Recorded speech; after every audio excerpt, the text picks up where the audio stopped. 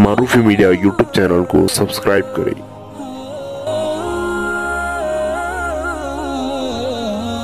तो पत्थर बांधे हुए हैं और आप भूख के मारे तड़प रहे हैं, बिलख रहे हैं। घर के अंदर खाने के लिए अनाज का दाना मौजूद नहीं है। दो दो चांद हमारे घर के अंदर तुलू हो गए, लेकिन आपने अनाज का एक टुकड़ा हमारे घर के अंदर नहीं लाया।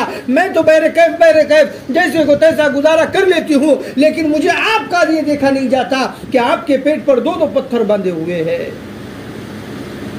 नहीं देख सकती। या रसूल अल्लाह, आप हाथ उठाइए, अल्लाह जन्नत से दस्तरखान उतारेगा। अल्लाह के नबी सल्लल्लाहु अलैहि वसल्लम ने कहा कि आयशा, नहीं मांगूंगा, ऐसी दुनिया से चला जाऊंगा, लेकिन अल्लाह से नहीं मांगूंगा। आयशा कहने लगी कि या रसूल अल्लाह, क्यों नहीं मांगेंगे आप? तो कहने लगे कि आने वाले वक्त में, यानी कि हमारे ज़माने में, जब मेरी उम्मत के गुरबा ये उनके घर पर फाके गुजरेंगे, उनको खाने को कुछ ना मिलेगा, तो वो ये ना कह दे कि हमारा नबी तो जन्नत से दस्तरखान बुला करके खा लिया करता था और आज हम 3-3 दिन के भूखे रह रहे हैं। उनको पता चलना चाहिए कि हम तो सिर्फ 3 दिन के भूखे हैं। हमारा नबी तो, हमारे नबी के घर में दो दो चांद तुलू हो जाया करते थे कि हमारे नबी को अनाज का एक लुक़मा मयस्सर नहीं था। सहाबा इकराम जंगों के अंदर मौजूद है। कहाँ मौजूद है? जंग के अंदर लड़ रहे हैं। सामने दुश्मनानी इस्लाम है, कुफ्फार और मुशरिकीन है, यहूद व नसारा है, और सहाबा इकराम लड़ रहे हैं उनसे। और रमज़ानुल मुबारक का मुबारक महीना शुरू है। एक सहाबी ने देखा, सुबह उठे और उठ कर के क्या किया, अपने दामन में से खजूर की गुठली निकाली। यहाँ पर ऐसी गांठ मार करके खजूर की गुठली रखी हुई थी, इस तरीके से उस गांठ को खोला और गांठ को खोल करके खजूर की गुठली निकाली और उसको मुंह में रख लिया। 4 बजे के वक्त में तहज्जुद की नमाज पढ़ी, रात भर पहरा दिया।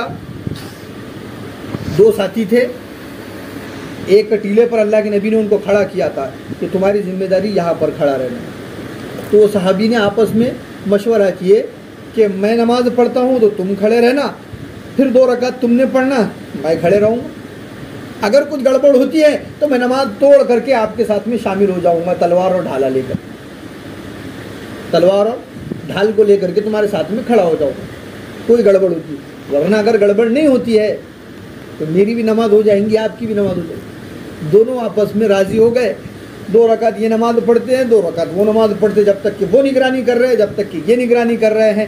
4 बजे का वक्त हुआ, सारी रात तहज्जुद पढ़ते रहे। 4 बजे के वक्त में दोनों सहाबियों ने अपने अपने दामन में से खजूर की गुठली निकाली और पानी का मस्कीज़ा लिया और खजूर की गुठली को मुंह में, जिस तरीके से हम रोज़ाना दिन में 40-40, 50-50 रुपए का गुटखा खा करके, चबा करके थूक देते हैं। कितने रुपये का? 40 और 50 रुपये का गुटखा चबा करके थूक देते हैं। खर्रे तो यूँ हो जाते हैं हमारे नौजवान। 30-40 रुपये के बीड़ी पीने वाले हैं तो वो एक बिंडल 30-35 रुपये का दिन भर में पी करके उड़ा देते धुआं, है ना।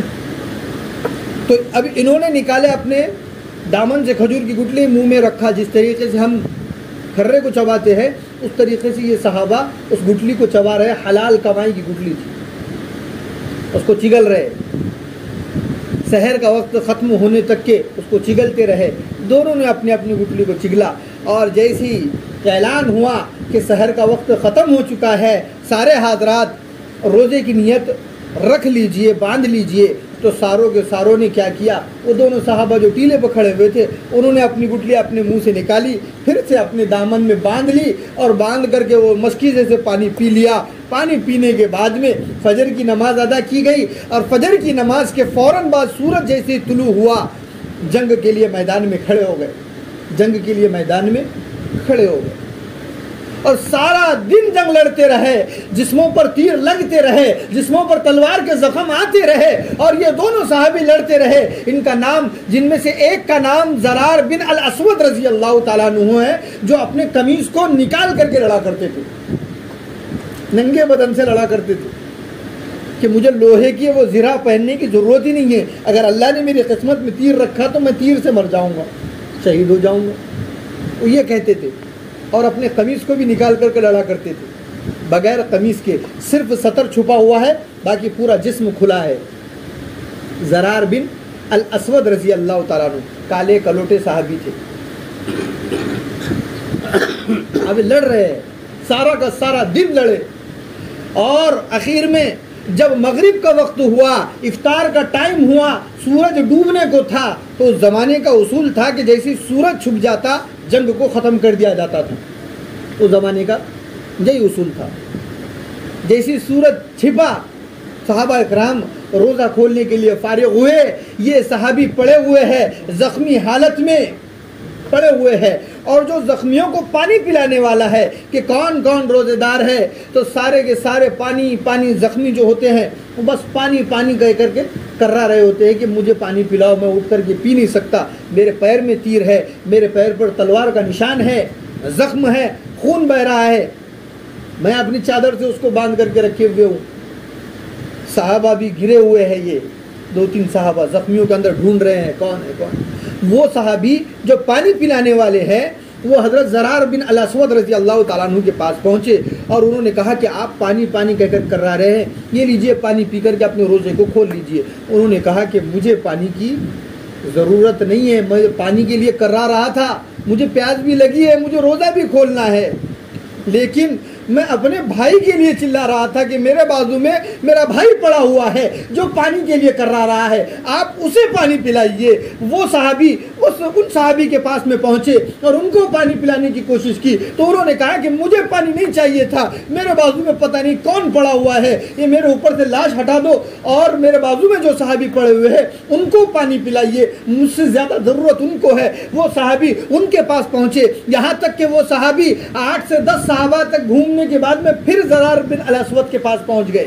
पानी किसी ने नहीं पिया, उन्होंने कहा कि उनको पिलाओ, उन्होंने कहा कि उनको पिलाओ। जब वो ज़रार बिन अल अस्वद के पास पहुंचे तो उनका इंतकाल हो चुका था, वो शहीद हो चुके थे और उस वक्त तक के पानी नहीं पिया जब तक कि अपने भाई की पानी की प्यास की शिद्दत को नहीं समझे, पानी नहीं पिया। वैसी प्यास की हालत में शहीद हो गए। अगर उनको वक्त पर पानी पिला दिया जाता तो शायद हो सकता था, वो तो अल्लाह की मर्जी है कि अल्लाह ने उनको शहादत नसीब फरमाई, लेकिन अगर वो वक्त पर पानी पी लेते तो बच जाते। अपने आप को शहीद करवाना मकसूद समझा, लेकिन अपने भाई से पहले पानी नहीं पिया। आज तो हम अपने खेत में की बावड़ी में का पानी अपने सगे भाई को नहीं देते कि भाई मेरे हिस्से में बावड़ी आई हुई है, मेरे 4 एकड़ में बावड़ी आई हुई है, तेरे 4 एकड़ में बावड़ी नहीं है, मैं पानी नहीं दूंगा तुझे।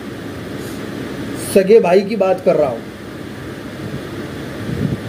माँ बाप ने बंटवारा कर लिया तो माँ बाप का कोई जायदाद में हिस्सा नहीं रहा, माँ बाप को मोकले कर दिया, रवाना कर दिया कि भाई वालिदैन की तरफ से हमको हिस्सा मिला है। अब्बा की ज़मीन थी 4 एकड़, 2 भाई थे, दोनों को 2-2 एकड़ आ गई, अब्बा के लिए क्या बचा, उनको क्या ज़रूरत है। अब मैंने देखा है माँ बाप को जलील होते हुए देखा है, मैंने माओं को रोते हुए देखा है, उनकी तड़प को देखा है। मेरे दोस्तों और बुजुर्गों, हमको समझना चाहिए कि हमारी ज़िंदगियाँ किस नहज पर गुजर रही है, हमारी ज़िंदगियाँ किस तरीक़ों पर गुजर रही है। मगरिबी तहजीब को हमने अपनी ज़िंदगियों के अंदर जगह दे दी, लेकिन इस्लामी तहजीब हमारी ज़िंदगियों से खाली होती चली। इन सारी चीज़ों का मदावा ये है कि हमको देखना चाहिए कि हमारे नबी ने किस नहज पर ज़िंदगी गुजारी। हमारे नबी 3-3 दिन के भूखे रहे और अपने पेट पर 2-2 पत्थर बांध कर रहे और 2-2 चांद उनके घर के अंदर तुलू हो गए। 2 चांद किसको कहते पता है आपको? 2 चांद, 2 चांद जिसको तुलू होना कहते हैं वो 7 दिन के अंदर 1 मरतबा निकलता है, 15 दिन में 2 मरतबा होता है। 2 चांद शुरू हो गए, इसका मतलब 15 दिन तक के घर के अंदर अनाज का दाना भी मौजूद नहीं। 15 दिन